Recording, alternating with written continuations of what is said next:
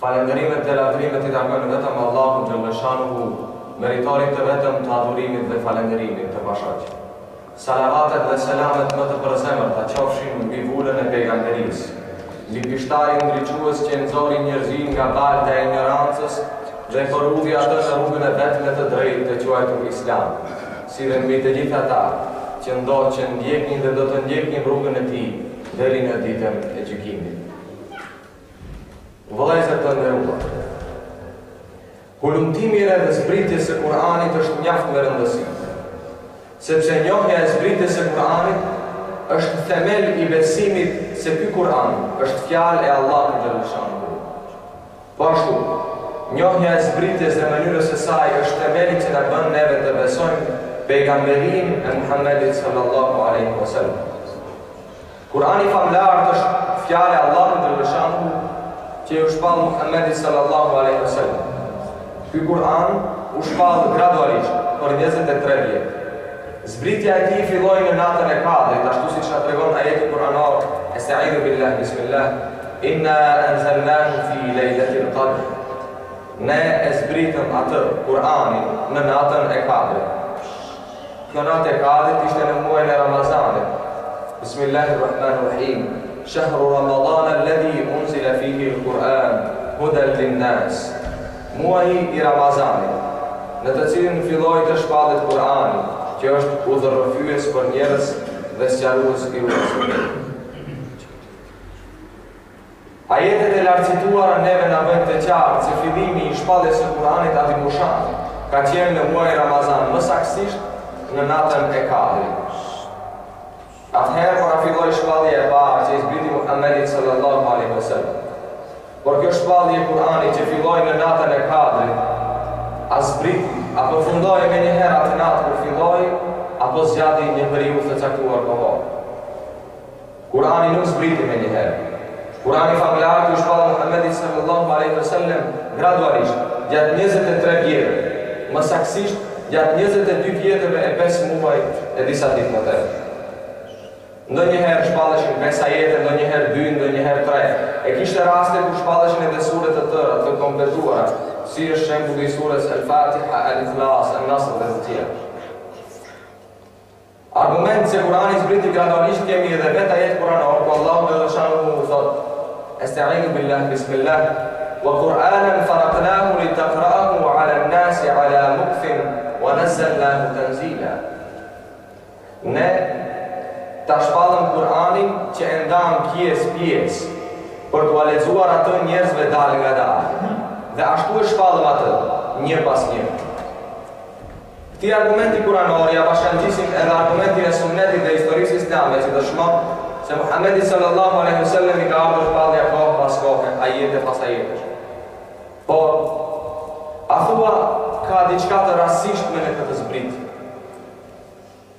A thua ishte rastësishme që Kur'ani zbriti gradualisht? Dhe pse Kur'ani nuk zbriti me një herë? Ashtu siç akuzuan hebrejt dhe mushrikët kur thanë: "Wa qala alladhina kafaru lawla nuzila alayhi al-Qur'anu jumlatan wahida." E ata që nuk besuan thanë: "Përse të mos I ketë zbritur atij Kur'ani për një herë?" Sepse ashtu zbriti Teurati për një herë I kompletuar.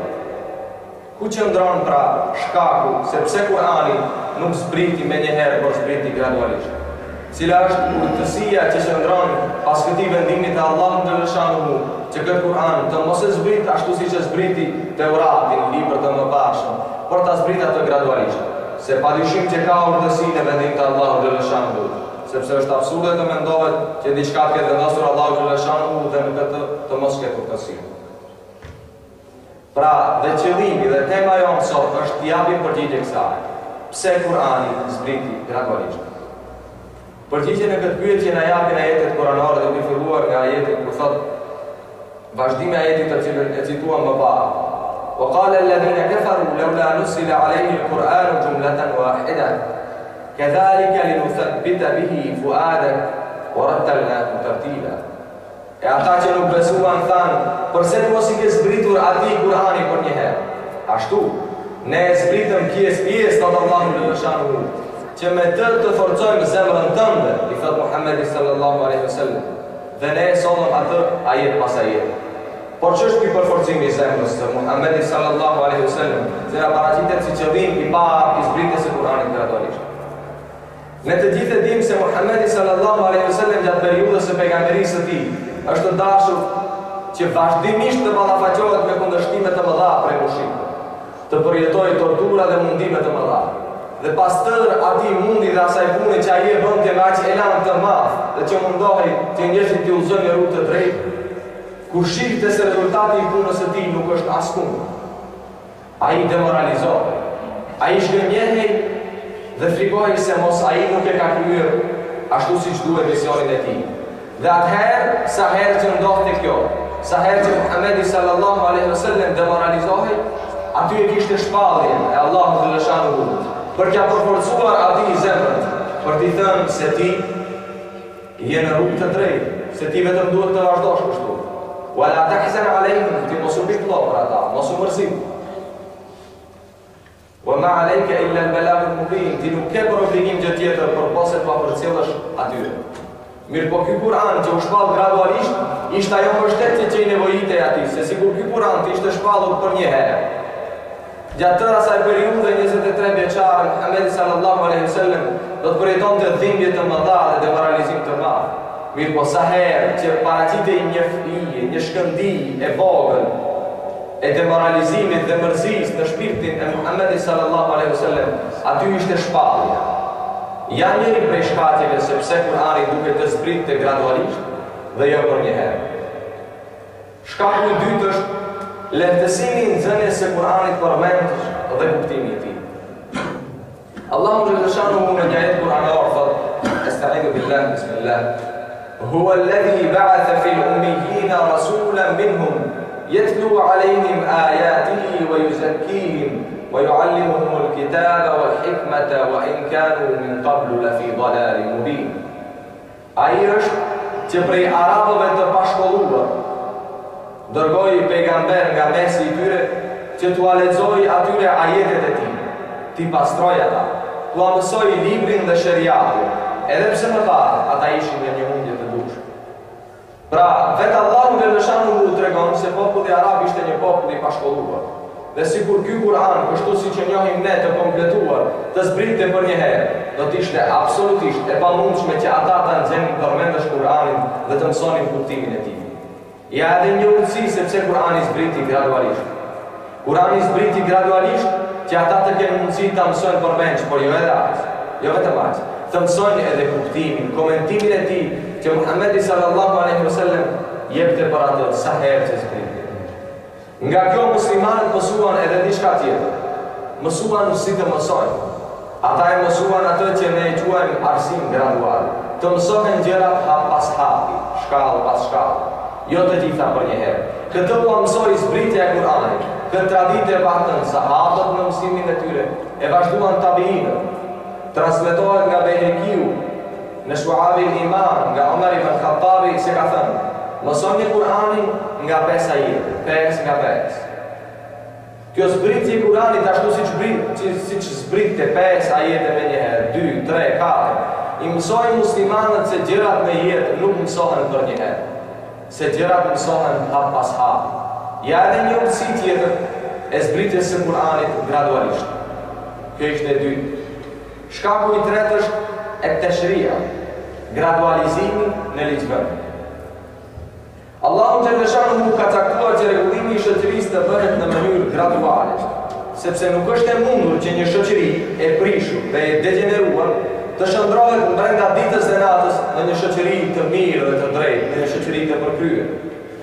Për këtë arsye, ajetet kuranore kishin parasysh ndryshimin gradual, se duhet të fillohej nga e vogla për të arritur deri tek e madhja. Në fillim zbritën ajetet që kishin të bëjnë me çështjen e besimit, që flitnin dhe që nxitnin në moral të pastër. Shumë më vonë filluan të zbrisin ajetet për halalin dhe haramin. Atëherë kur muslimanët tani më ishin të bindur në besimin e tyre.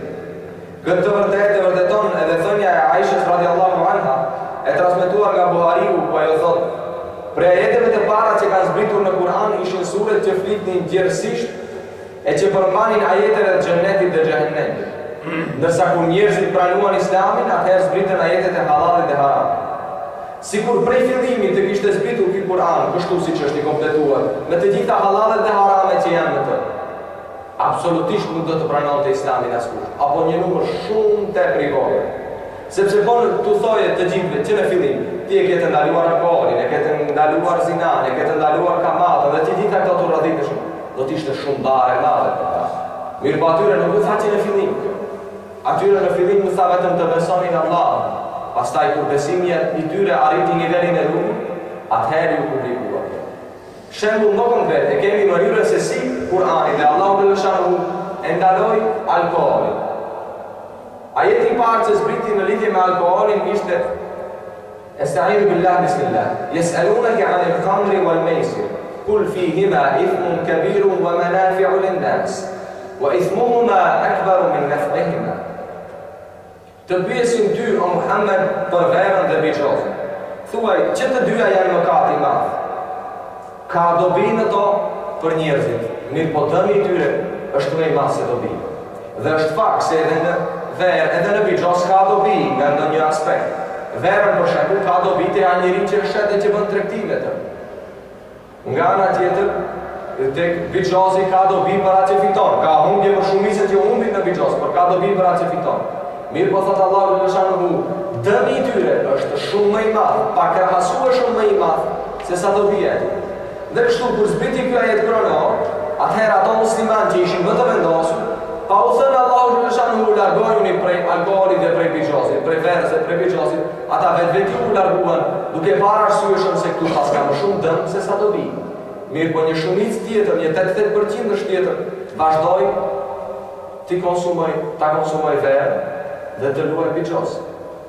Pastaj më pas kur ndodhi një rast që një njeri i dehur të dalë imam në namazin e sabahut dhe të falë me suratun Kafirun dhe të ngatroj ajetet kuranore, atëherë zbriti ajeti ku thot Esta'inu billah bismillah. Ya ayyuhalladhina amanu la taqrabu as-salata wa antum sukara hatta ta'lamu ma taqulun. O ju që keni besuar, mos ju afroni namazin duke qenë të dhënë, derisa ta dini se çka flit. Kështu arrin në shkallën, në stadiumin e dytë të ndalimit të alkoolit. Tani më u bë qartë se namaz me alkool nuk ka. Kështu që muslimanët një numër shumë i madh tani u larguan nga alkooli për shkak se namazet janë afër njëri tjetrit. Dhe është e pamundshme të konsumohet alkool në kohën e një namazit dhe të kalojë efekti i alkoolit derisa të arrijë koha e namazit tjetër. Kështu që një shumicë u larguan. Dhe mbeti numri i vogël i atyre që konsumonin alkool. Kjo ishte pra stadiumi i dytë. Derisa një natë në një dasëm se alkooli atëherë kur arriti këtë shkallë, konsumoi shumë rrallë dhe atë pas namazit të yacis, duke parë se ka më shumë hapësirë deri namazit e sabatit. Dhe kështu në një ahen ndodhen disa njerëz të pirë, të dehur, dhe ndodhi një kacafytje, një zënë kerman.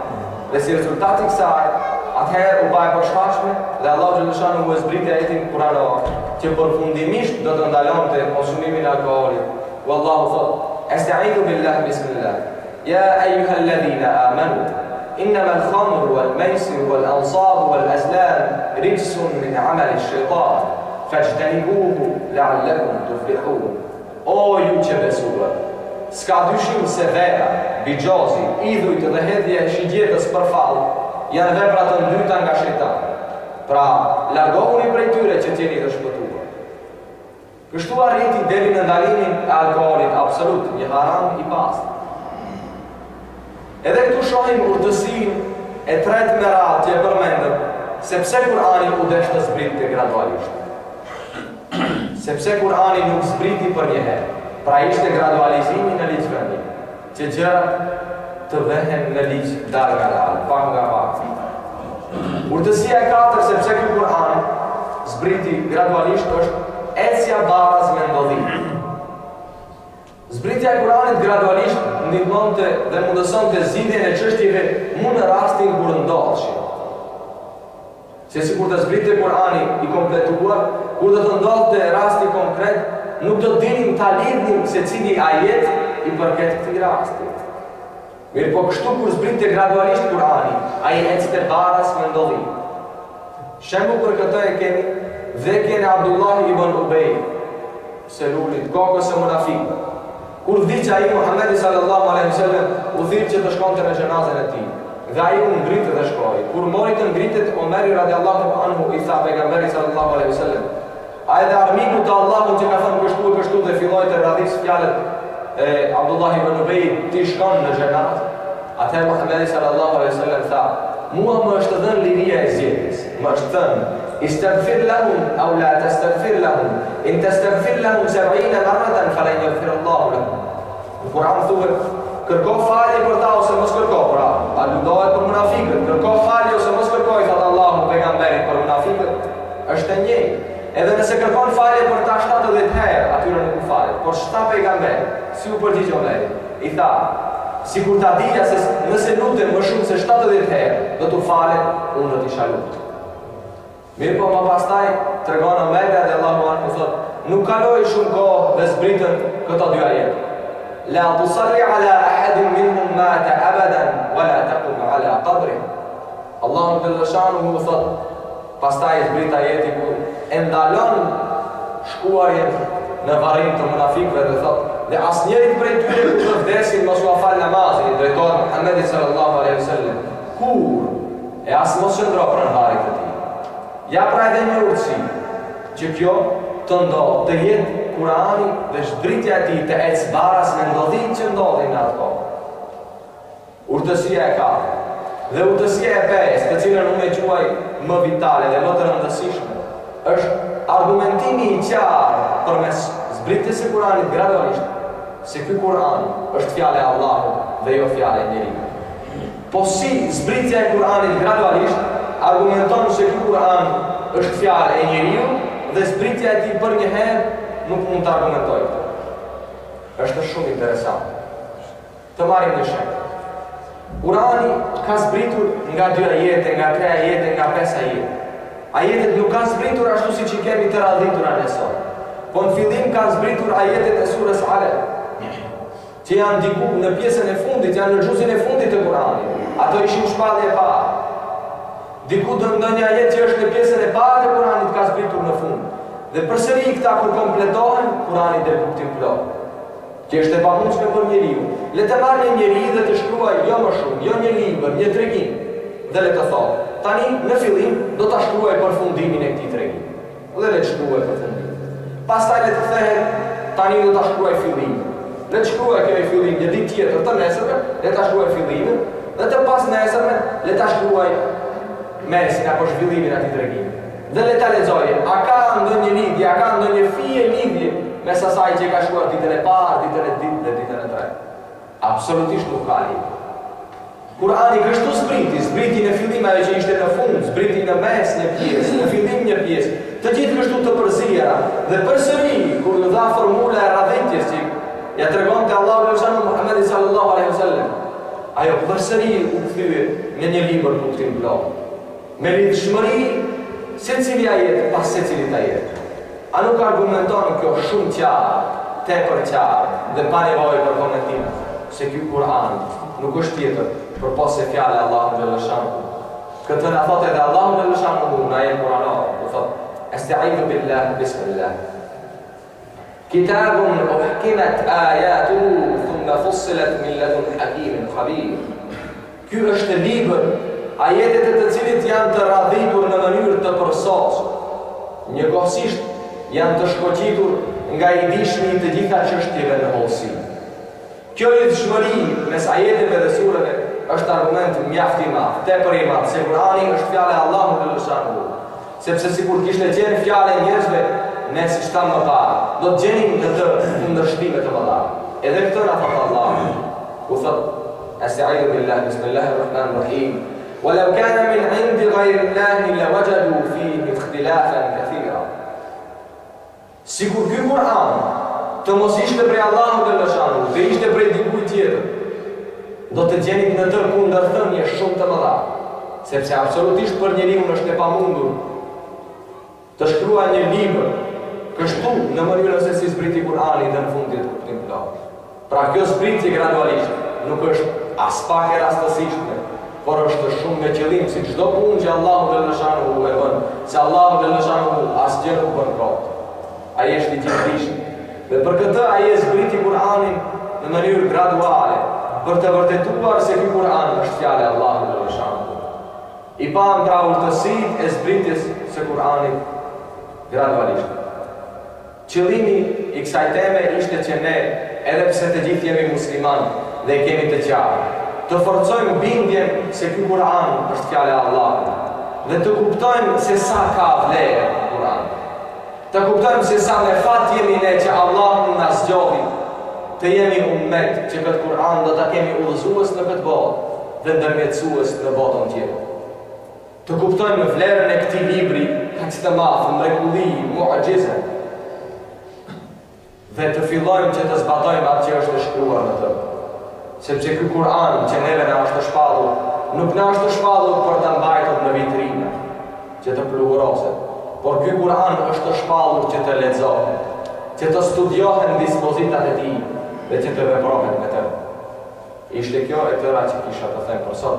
Wassalamu alaikum wa rahmatullahi wa barakatuh.